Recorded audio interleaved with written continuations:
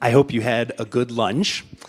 You probably already know we have 2 remaining concerts in the season, the big ones, the big orchestra concerts in Mackey.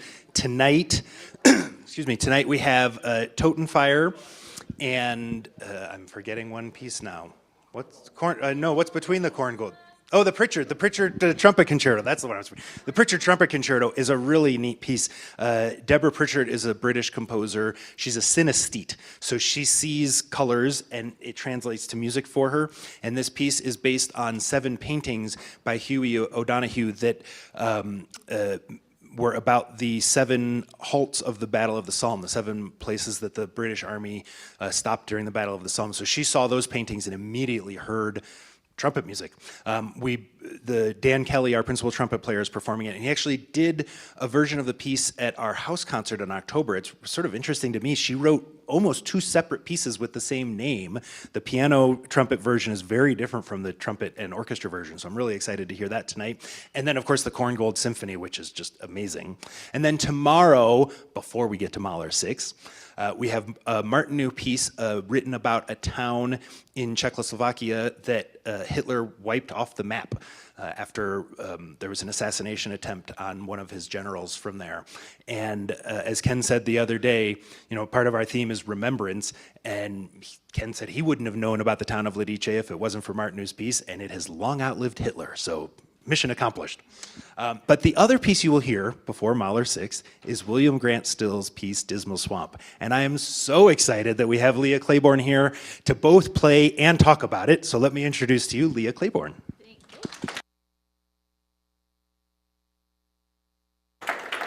Thank you so much.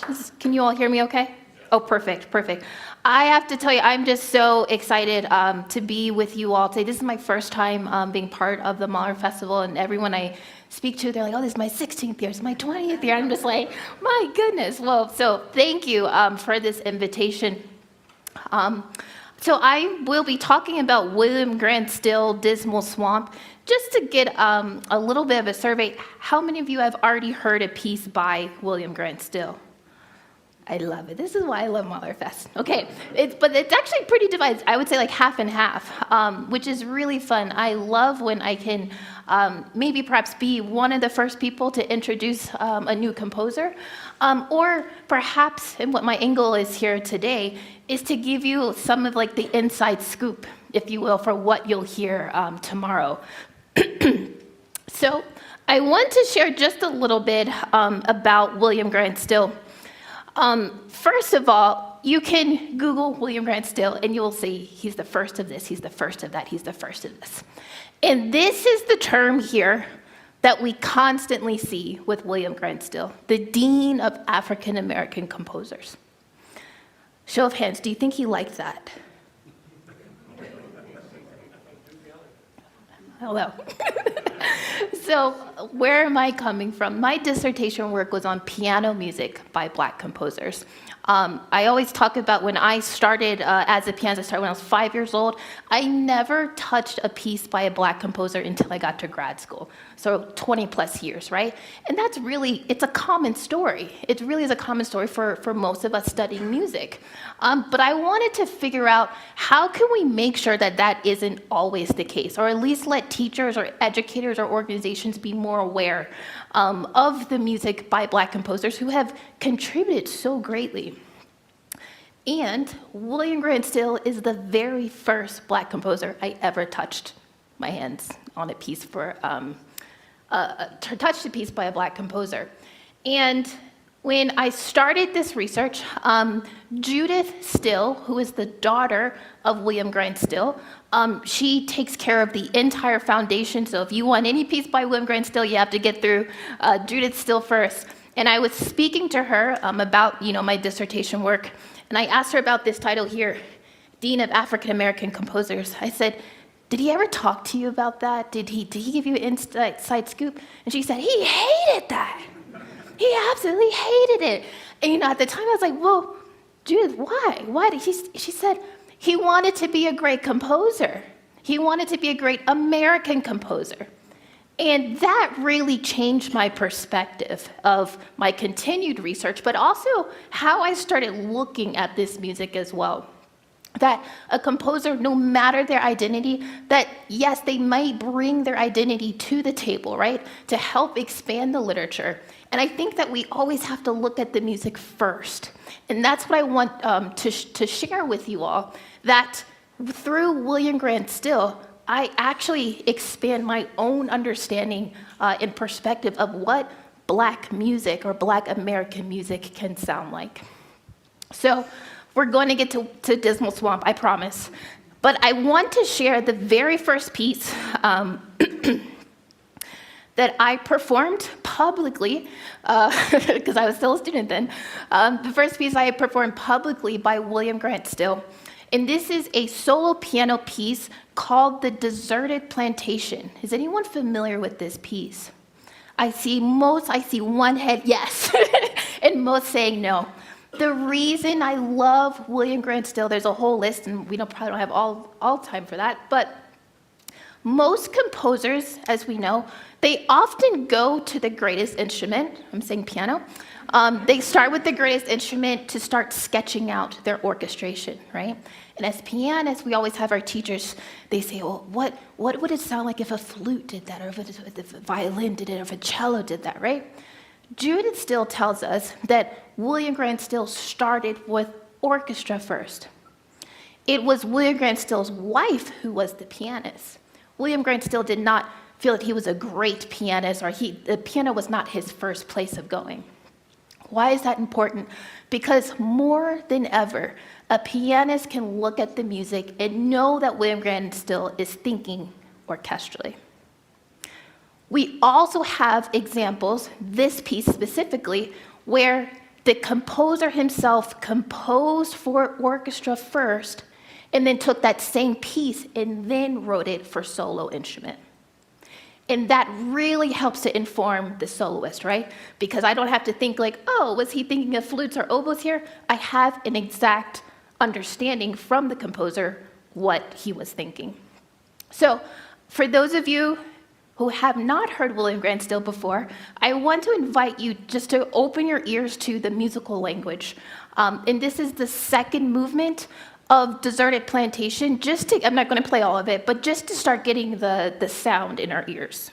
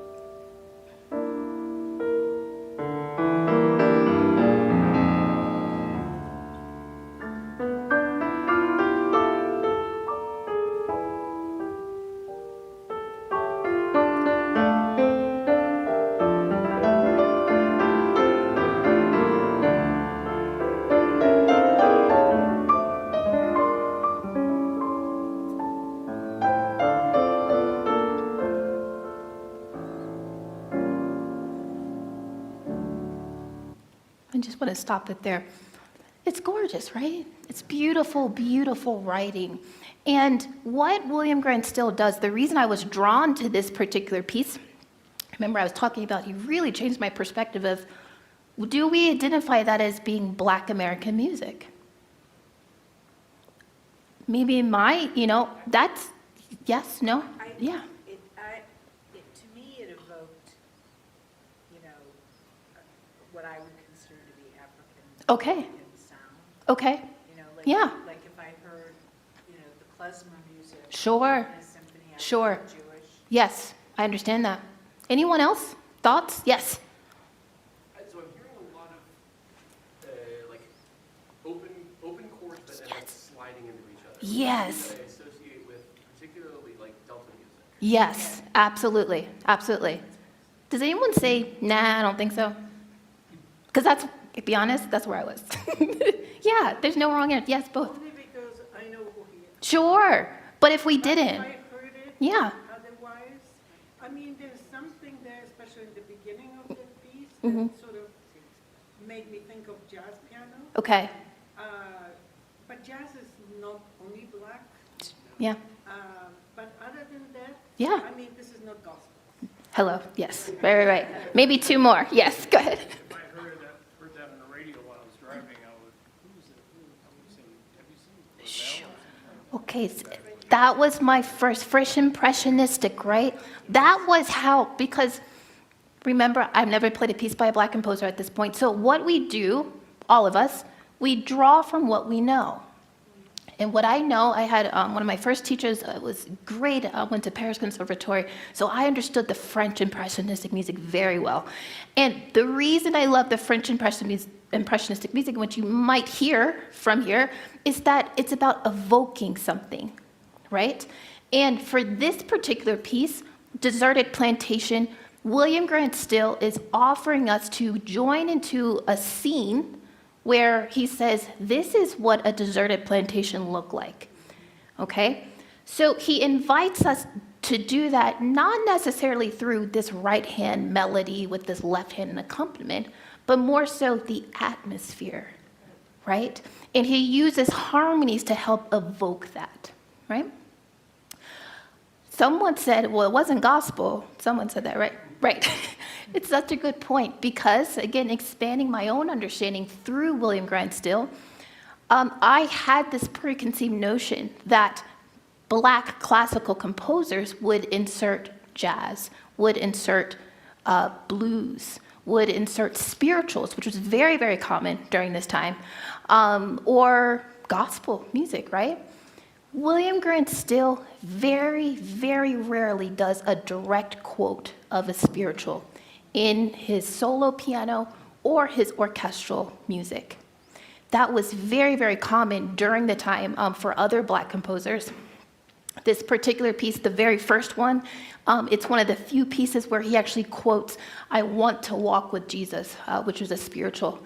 This second movement, he describes beautiful and love feelings that one might have experienced while living on a plantation, the enslaved living on the plantation their entire life.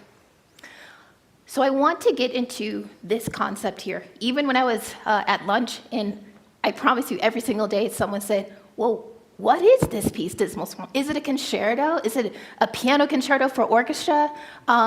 Is it a symphony? And why is it programmed right before Mahler 6? Like, what's happening here? Okay, I'm going to attempt to tell you all, at least my stance with this. This is Leah Claiborne, right? So, the best thing that I can say is that it most closely relates to a tone poem. Are we familiar with the concept of a tone poem? I love this room. There's some yeses and some nos. I love it. Okay, so a tone poem, it's an orchestral work, okay? Franz Liszt, do we know that name? Everyone says, yes, we know that. Franz Liszt, pianists love Franz Liszt, but for many reasons. Liszt often talks about tone poems for orchestra and piano. And it is a piece of music that has some type of non-musical element that is driving the reason for the music. What could that mean? It could mean that I looked outside and I see this beautiful mountain, a Boulder, and I'm so taken by that I want to write a piece about that mountain, right? So it can be a poem, it could be a story, it could be a picture, it could be a painting, it could be a sculpture, but there's some non-musical element that's driving this piece. That's very much what Dismal Swamp is, just as a foundation, right? But this is a tone poem for orchestra and piano. And it's based off of a poem called, as you can guess, Dismal Swamp. I want to read that poem to you. And this poem was written by his wife, Verna, who is the pianist in the household. And we'll come back to that. So this is what Dismal Swamp, these are her words based on what you'll hear tomorrow. It says, "Oh swamp, your gloomy surface strikes me cold." Yikes. "Your somber stumps no joy awake, yet beyond your rotting, odorous, mold strange, charm greets those who penetrate." No longer dismal swamp. Wild ferns, green moss, small twigs a-spin, your beauty acrid, verdure damp, what a joy, or what joy for those who gaze within. So I don't know if that's written in the program notes, but you get the inside scoop for tomorrow. You get the inside scoop that this is the narrative that William Grant Still is basing his music off of. So let's go back to what exactly is the Dismal Swamp. This is a body of water, essentially. It is an actual swamp. And it's a swamp that's taking up part of North Carolina and Virginia, okay? Look at that, yes.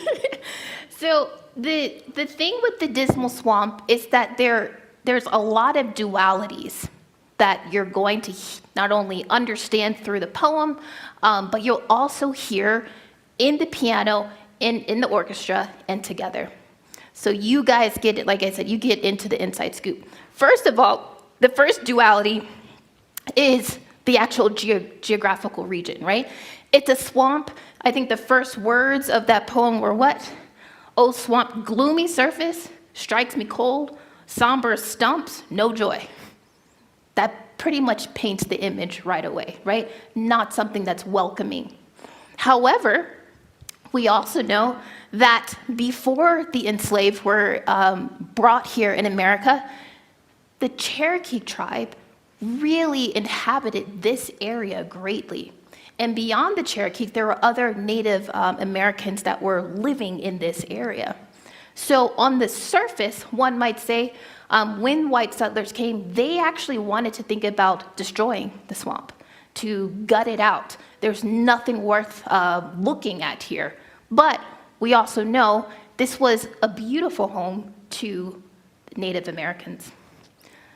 Also, one of my favorite parts of this poem, "Charm greets those who penetrate." For me, that's the turning point, if you will. That really changes the tone, pun on words, the tone of the poem there. Because yes, this was this geographical body, but an entire ecosystem of life underneath the surface of the swamp, right? That's home to many creatures and many organisms. We also know that there is the duality of what water represents, especially to the enslaved. And again, this is Leah Claiborne here talking about this. This is not William Grant Still saying this. This is me studying the work as a pianist, but also as a Black American pianist, right? That's my voice and my take on it. And I think about all of the different elements and ways that William Grant Still evokes water and what that could mean for the enslaved. The duality being that these were a group of people who were brought, stolen, how? Through water, right? Across the water. Many also lost their lives in that water. But then also another duality is that when there came the time to reach for freedom, it was water that created the protection to lead them there. Are we good so far? Okay. Yes. Well, there's a couple. There's Beyond, no, not Beyond Other Worlds. What about the water? The water dance. Water dance, thank you. Yes, yes. It's all about water. Absolutely, absolutely. Okay, let's dive deeper into this. So in the same way, this was today. I just captured it. I hope I don't get in trouble. But this is, thank you, Ethan. This was a dress rehearsal today because I wanted you to hear what I'm listening for, and if you are going tomorrow, what you can be listening for as well. In the same way, I'm not going to say anything. I just want you to hear the opening of how William Grant Still evokes this scene.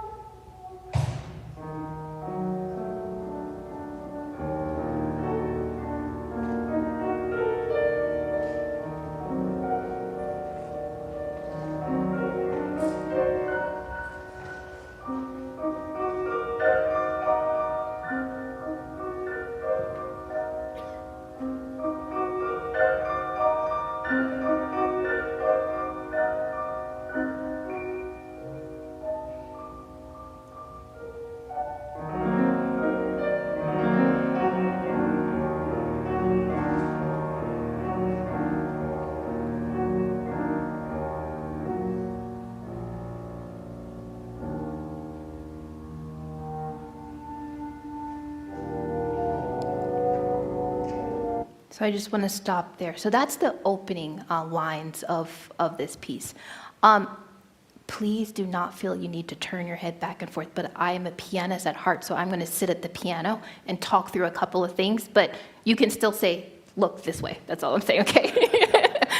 Okay, so I'm sure you all heard a couple of things, but when we all geek out with the music that we love so much. What I hear first, does anyone know the first instrument that we heard? Bassoon, right? Is that your instrument, Ethan? Oh, you got really happy when you were like, bassoon.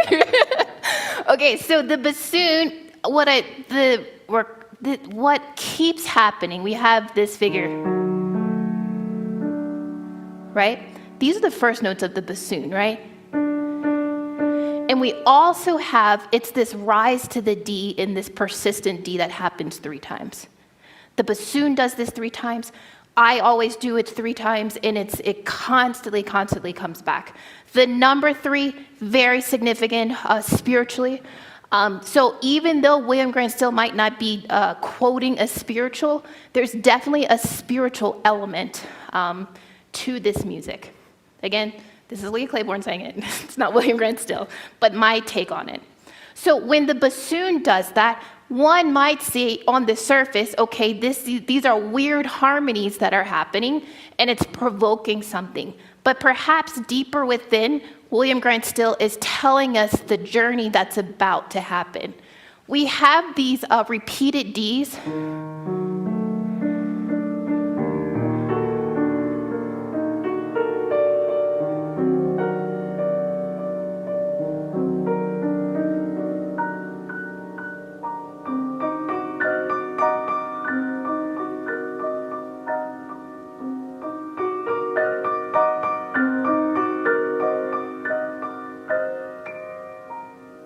Right? And all these Ds. So we have these 3 Ds that keep happening. And then we also have, again, this triplet figure.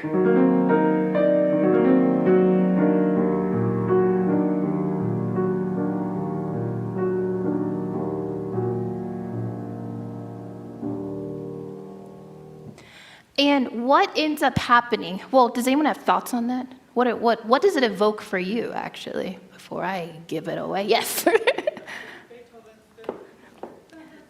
The knocking, right? What does that symbolize? Fate now, right? Fate conquers, right? Thank you for saying it, because that's what I'm thinking. Anyone else?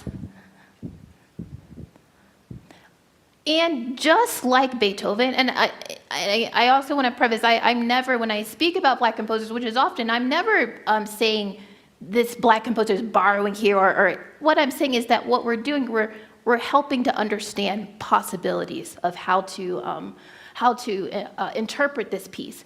So for me, when I'm seeing this figure of the DDD, right? We all know the fifth, dun, dun, dun, dun, that's where we're coming from, right? And this, I'm sure, a room full of musicologists, we call it that fate knocking, that fate knocking. This is a different way of potentially, I'm about to immerse myself into this body of water. I don't know if I'm gonna make it, but I have enough within me, this theme of resistance, right? That's the theme of this resistance and remembrance.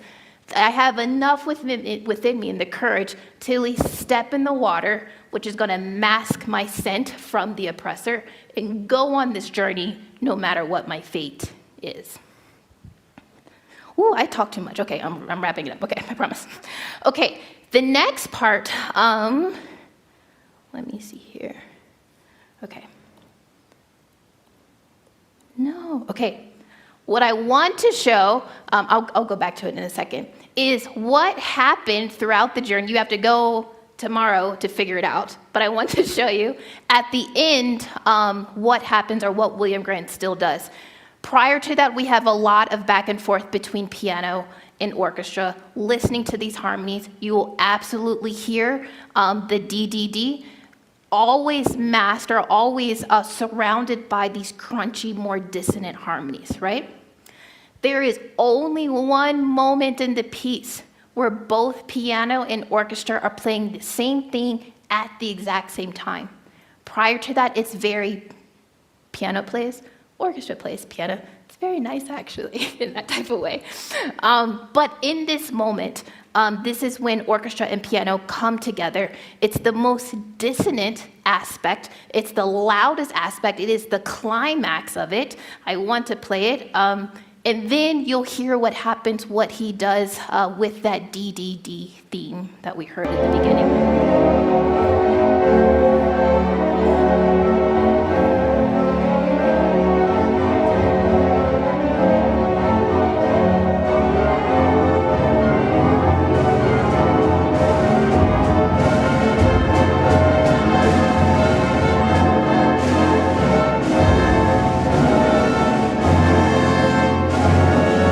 Dissonant, crunchy, right?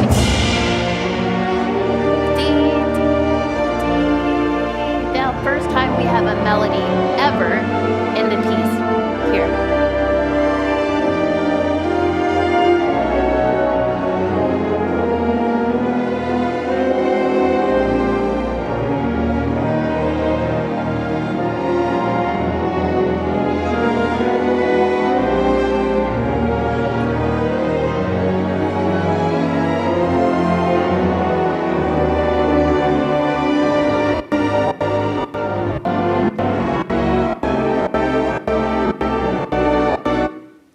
It did not, that's a glitch. They did not sound like that. They sound amazing. I'm sorry about that. But just for the sake of time, I just want to show you this.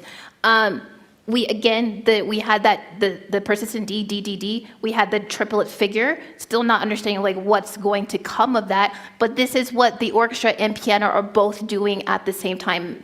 We have these consistent triplets that fade, fade, fade, but very, very crunchy at this point, right? And then here, this is when we have it's always been there all along, right? But now it's really fleshed out into this melody, ba, ba, ba, ba, ba.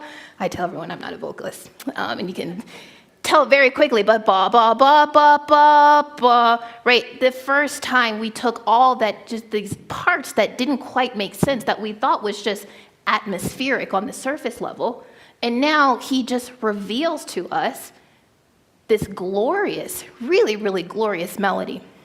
This is an interpretation thing.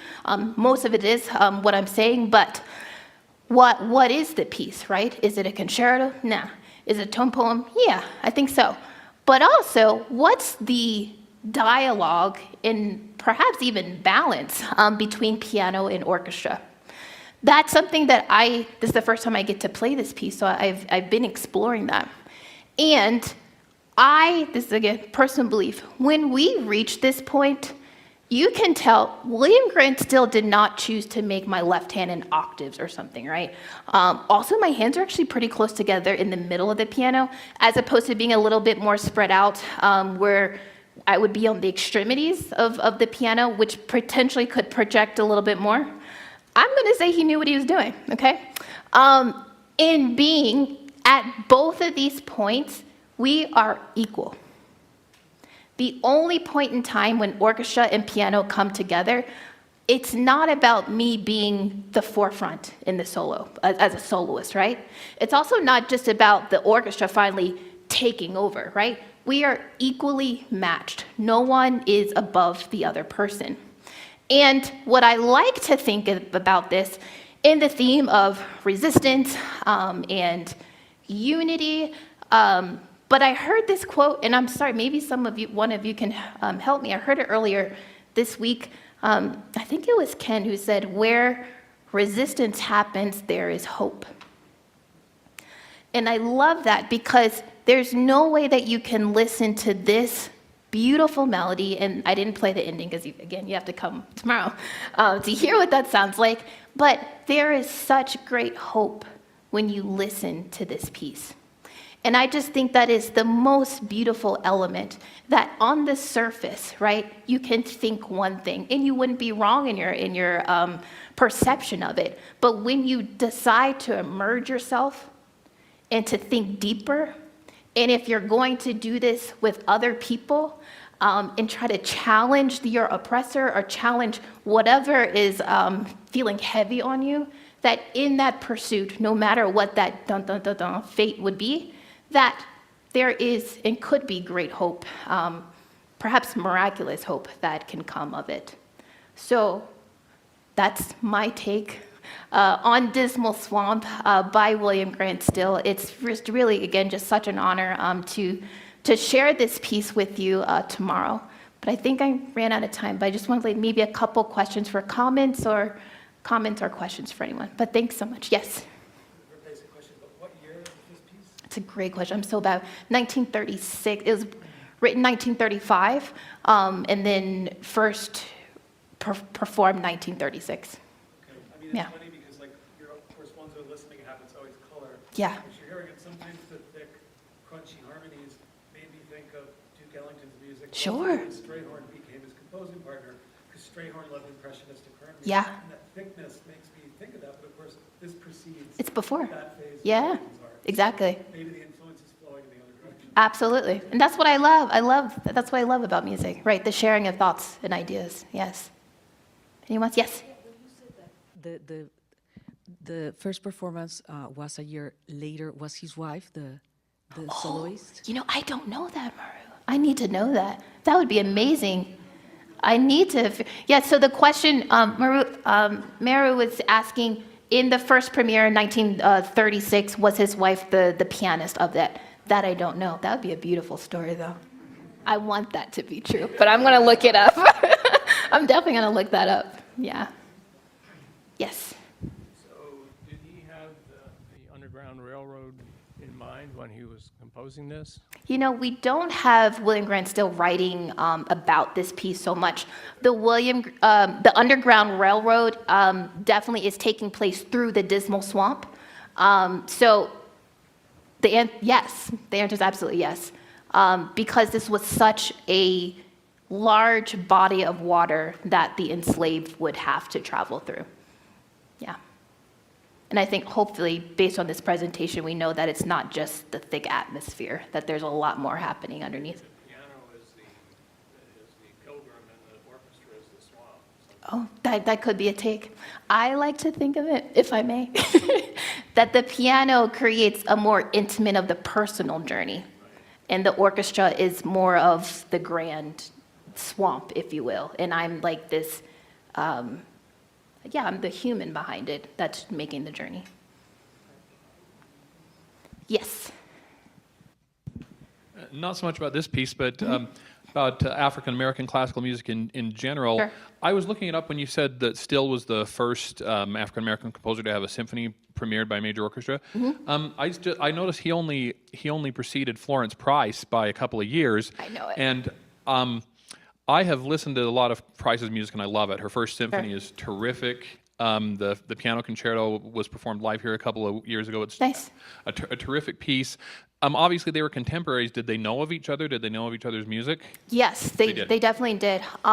And I should have prefaced that slide with, I also, there's problems when we start saying the first this and the first this with Black composers. For a couple reasons. We want to give people their recognition, their flowers, and, the notoriety. But we also, because history has been wrong before, right? And as this music keeps being more research and more discovery, the moment we mark someone as the first, we often don't do the research prior to that, right? I also want to bring up Samuel Courage Taylor, right? But also was invited to the States, right? To be conducting and performing what we have now as the New York Philharmonic, right? But people might categorize him as, well, he's not American, he's, Afro-British, right? So we have to take, everything that we read and say, yeah, that's a great recognition, but who are the others? That's the right question. Who are the other contemporaries during that time? Anyone else? Okay. Thank you all so much. I hope you come tomorrow.